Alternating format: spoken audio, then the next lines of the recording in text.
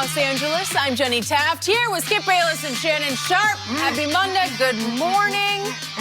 How we doing? Yeah, boy, looking like money. Your boy dress like money this morning. Skip, how you doing? Always about you. No, I have never seen such egomania as emanates from across the table. It's unbelievable. It's about me and you my... just stare in the mirror before the show? Hey, everybody, look at me. No, you know, me and my homeboy, and Rodgers, you know, we looking good. You should have starred in Anchorman. That's how Anchorman opens, with Will Ferrell looking in the mirror. Hey, everybody, look at me. I look good. There we go. Here we go. I don't care how I look. I care about how I'm about to sound on Aaron Rodgers, because I can't wait. Please ask me. I am so ready to get going. We have so much to get to today, and I can't believe I'm saying this, but could Tom Brady be heading to the Cowboys, and did Patrick Mahomes pull off one of the greatest comebacks of all time? But first, we are going to talk about Aaron Rodgers and the Packers, and they got a lot to say. Rodgers and Green Bay jumped out to a 21-3 lead and held on against Russell Wilson and the Seahawks last night. Late in the game, up 28-23, Rodgers found Davante Adams and Jimmy Graham on critical third and long plays that allowed the Packers to run the clock out and advance to the NFC Championship game. Rodgers finished the game with a pair of touchdowns and was just shy of 250 yards through the air. So, Shannon, I start with you. How impressive was Aaron Rodgers? He was very impressive. And he showed once again, what I knew to be true all along. He can still make all the throws. The narrative that he's in decline, he can no longer be the Aaron Rodgers, was greatly exaggerated. It's always been exaggerated. I kind of hate anonymity, because there are a lot of people that hide behind anonymity. He's in decline, yada, yada, yada. I'm not anonymous. Whoa, wait. My name's Skip. I'm right here. I put my name on it. I sign it in big old neon letters. You know what? So moving forward, Jenny, I'm asking FS1, my bosses, to alter my voice and to shade me out. Because I don't want, when I be saying stuff, I don't want people to know it's me. Oh, really? No, I don't want them to know. That way I can say whatever I want, however I want to say it, with no repercussions. But I told you, Skip Bayless, he's still that dude. He's still that man. And when you need him, because see, this notion that all of a sudden, the Green Bay Packers have the running attack of the Titans or the Ravens or the 49ers was greatly exaggerated. They have the 15th best rushing attack in the NFL. Aaron Jones did lead the league in rushing touchdowns. He was only 12th in rushing. So with that being said, you know what? See, I said, Aaron Jones, we ain't gonna let you do what you normally do. Now, Skip Bayless, told Skip Bayless, I heard him say it for like 4 years. Even heard him say it a lot on the old show. The most overrated stat in all of football is the 1-yard rushing touchdown. But I ain't gonna talk about a guy that has a bunch of those this year. That's not even fair. It's not what this is about today. Today is about Aaron Rodgers and his all-time greatness, because when they needed him, and I told you, Skip Bayless, there will come a time that you'll need Aaron Rodgers to be Aaron Rodgers again, and he'll be right there when you need him. Next Sunday?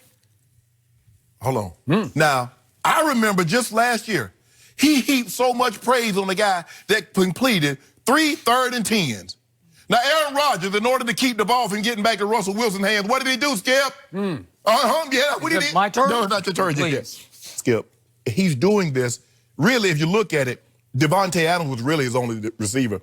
1 target to Allison, 1 target to the back, Williams, 1 target to Scanlon. Aaron Jones had 2. I mean, come on, Skip. Look at the guys he's throwing to. Kumaro, Steinberger, Valdez-Scanlon, Geronimo Allison. Davante Adams, stud. Yeah. Top 5. Whew. Did you see him yesterday? Whoa. Yeah, exactly, I saw him. But did you see the throws? If only Tom Brady had him a Davante this year. But hold on. I didn't hear anybody say, man, if only these quarterbacks would have had a Randy Moss. Oh, if only these quarterbacks would have had a Wes Welker. If only they'd have had a Bill Belichick, a coach, or a top 10 defense. Now we want Brady to have everything, but this is not about Brady. This is not about Tom Brady. I prefer moving forward to only discuss quarterback that's either just played or will be playing again on Sunday. So moving forward, Skip Bayless, I would appreciate if you would extend me that courtesy in 2020. Now, back to the originally scheduled program, talking about the all-time greatness of the Gator Thrower, the most gifted, the most talented thrower that we've seen. But there's a guy in Kansas City coming, Jenny. I know. I don't know if anybody saw it, but he's coming. I saw Skip it. Bayless, Aaron Rodgers did what I knew he could do. When he was going to be called upon to make throws that he needed to make in order to keep his team going in the playoffs, he made all the throws. Skip, the thing that separates him and Patrick Mahomes, most guys can throw from different platforms if they're stationary. If you give them a clean pocket, they can drop arm angles and throw. But I've never seen two guys that can throw off the wrong foot better than these two guys can throw on the move better than these two guys can. Skip, Aaron Rodgers was great. Did you know, Skip, on third down, you said that's the money down. That's the money down, Jenny. Third down, Aaron Rodgers was 7 of 9, $121 a tub, and 6 first down. You can't get better than that. Skip Bayless, he was perfect. That was one of the most things. What I like to call it, Skip, that's one of them old Pavarotti at the Metro.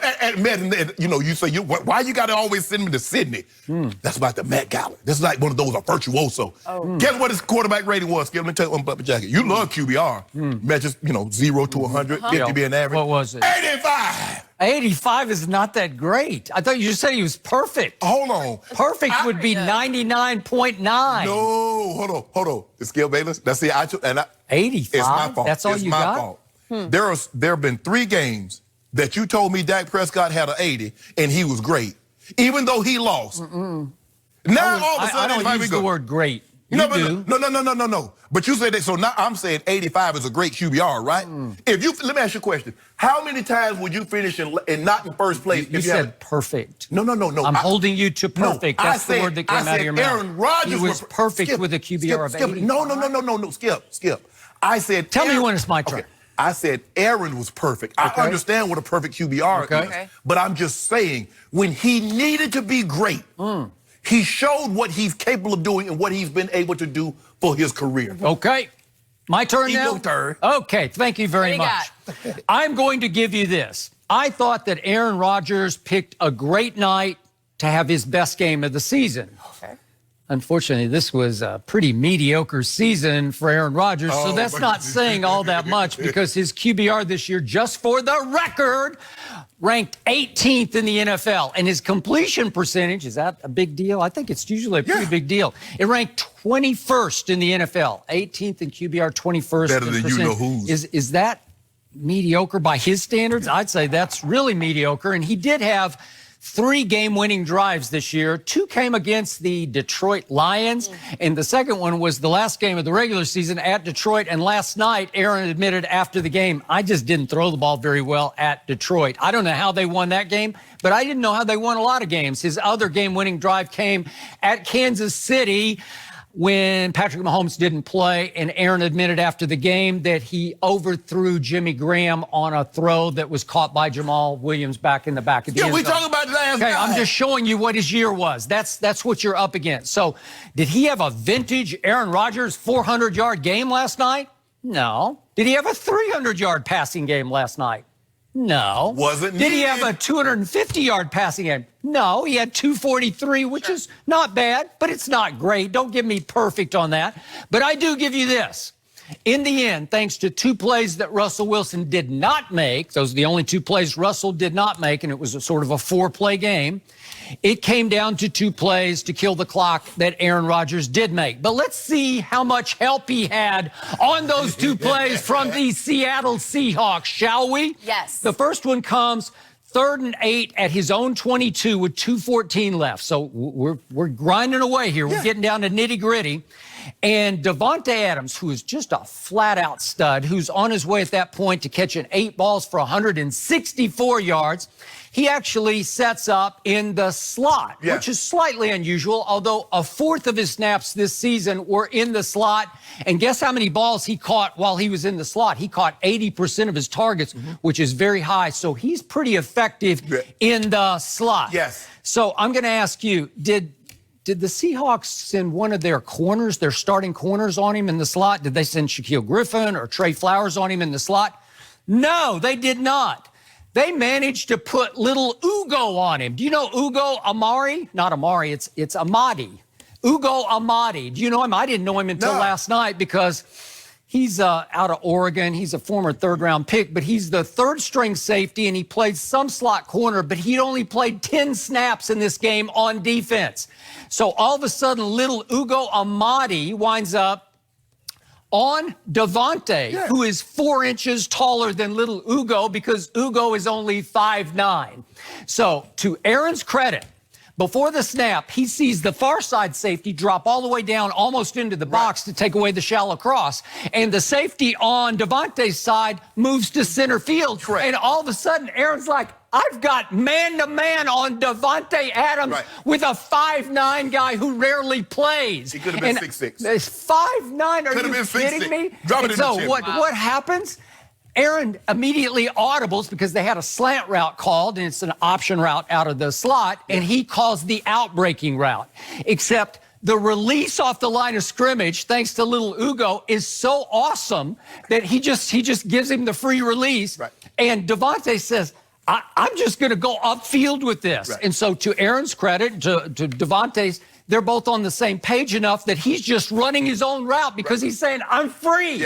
I'm free. I'm on a 5'9" guy. I'm free with single coverage. And Aaron says, okay, I'll just drop it over the 5'9" guy to you. And he made the throw. Was that like an all-time great throw? No, not under the circumstance. How could you not make that throw? I could have made that throw. Over a 5'9" guy? Are you kidding me? How can you wind up with a guy who rarely plays? There were 7 games this year, Ugo did not even play a snap in. You do understand that when a guy lines up in the slot in that fade route, that's the hardest route to cover for him because he, like you said, he can run the out route, he can run the shallow cross, and so there's no help. What's he supposed to do?